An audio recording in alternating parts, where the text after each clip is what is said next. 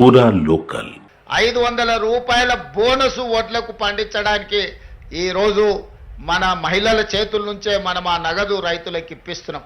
ఇదే కాదు మా అక్కలందరూ ఇడుండ్రు.